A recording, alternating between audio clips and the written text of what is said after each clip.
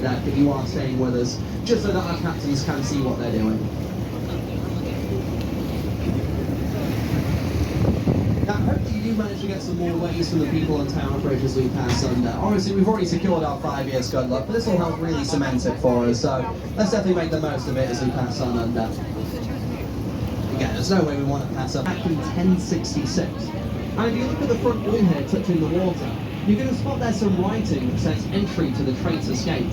Now, the Traitor's Gate, that is a real place. It's the very location criminals used to be shipped in by boat back in the day in order to be tortured and executed over there in the castle. So it's played a very gruesome role in British history indeed. Now, I would highly recommend visiting for them. Good for them. Also, you guys timed it well with the time of day on this cruise. This sunset's going to be gorgeous at the end, so hopefully you get some good views of this.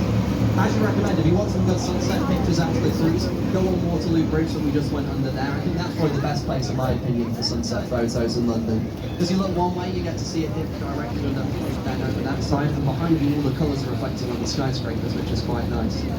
Also, the Pink song, Waterloo Sunset, was actually written about that very bridge as well. So if you've got like a good song you can put in the background in your Instagram stories and everything really artsy as well. Oh, on your right-hand side here, you've got an Egyptian obelisk with 2 large sphinxes either side. That's Cleopatra's Needle, and it's over 3,500 years old.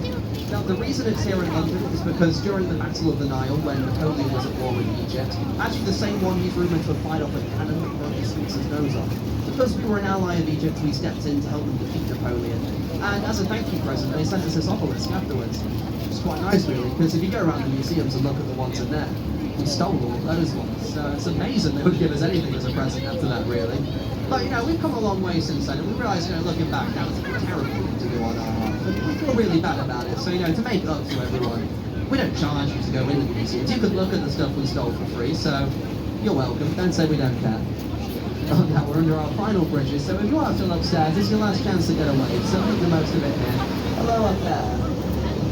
Nothing. Fantastic. Oh well, they tried. But as we emerge, I can let my boss know I'm doing a somewhat alright job with you guys. But I can't stress enough, if you didn't like listening to me, please walk straight past that machine. Don't come anywhere you would.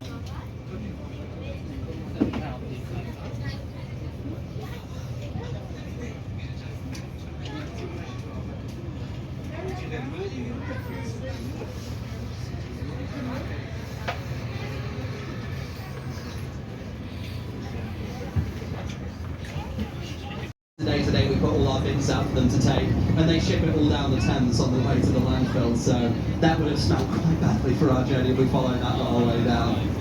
But on your right hand side, I'm quite excited to show you this. Currently, if you take a look to your right hand side, you will notice that we are now passing the ugliest building on today's tour. So okay to say this, that building was officially voted the ugliest building, not just here in London, but the entirety of the United Kingdom, so it's a record holder for the whole nation right there. But inside, it's actually really nice. Now, it's home to the National Theatre, and we often use it as a trial space for all the West End plays. So, I mean, if you guys wanted to see a West End quality play here in London, but at a much cheaper price before it becomes famous, I highly recommend that's the place you want to be checking out, because there's loads of cool stuff going on in there. Even though I think we can definitely all agree, from the outside, really not the prettiest thing you'll see today. And actually, when they first opened it, they did a huge opening ceremony event to try and promote that theatre, where they've got none other than King Charles himself as their special celebrity guest to come cut the ribbon for them. And now all the news cameras, they were there set to broadcast the event, and well, now it does not say Oxo. All that happened here was, we just ordered some random shapes for our windows, that coincidentally just so happened to come in the shape of a circle, a cross, another circle, which when you put it up there together, just so happens to look identical to our company name. But you can't punish us for the shape of our windows, that's not a crime. And the judge actually believed them, so to this day, that's the only legal piece of marketing you'll see on all the River Thames. I know it seems quite ironic because we passed a building with sea containers written on its roof, but they also found a clever loophole. See, they never trademarked that name, meaning technically, also, I thought they might. Yeah, look at that. We practically touched this bridge when we went for. I'm not going to try it. Oh, now on your right-hand side, or the left-hand side, doesn't really matter which side you look at, you'll notice all of these mysterious columns with no bridge on top of them at all. This is like the old railway line used to be back in the day. However, it was no longer fit for purpose, and we've got the new ones at either side. But it's waiting to emerge this bridge to finish the story.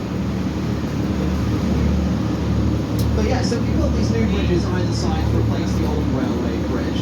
problem was we built them so close to the old one, we made it practically impossible to remove afterwards. If we were to get rid of those pillars, we'd have to use dynamite to blow them out of the ground, which would have also blown up and destroyed the new ones we just spent a lot of money building. So instead of doing that, we decided just paint them bright red and fingers crossed no one will notice.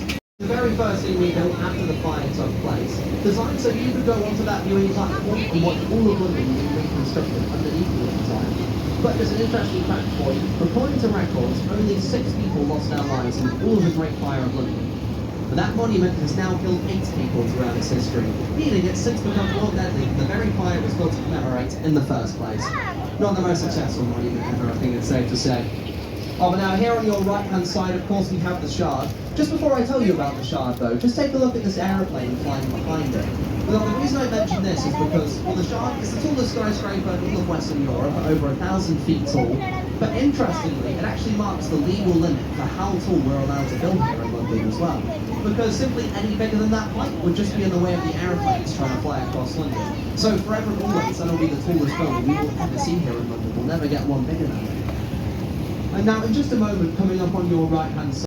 Right, we're finally at the bridge. Is there anyone there? No, of course not. Great, I can't get a wave to save me. Wonderful. Okay, well, let's enjoy some silence for a second, and then when we get through, we'll have another interesting landmark to talk about. So, we'll get there. We'll get there eventually. Again, I do apologise for how slow this tour is going with all the stuff in front of us. I do hope I'm managing to make this still interesting one way or the other, but we're doing the best we can. We'll try and get there. Well, now, yes, we got the overtake. Fantastic, good stuff. Now, on your right-hand side, you will see the Anchor Tavern over here. There's been a pub on those grounds for over 700 years. Shakespeare used to drink in there a lot back in the day. Charles Dickens actually wrote a lot of his famous tales in that pub. And even the first version of the English dictionary was even written over a nice cold pint right there in the Anchor Tavern as well.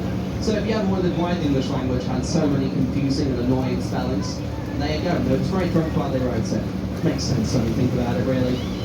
Now, you won't be able to hear me under this bridge, so we'll just wait till the other side and I'll crack on with some more facts for you.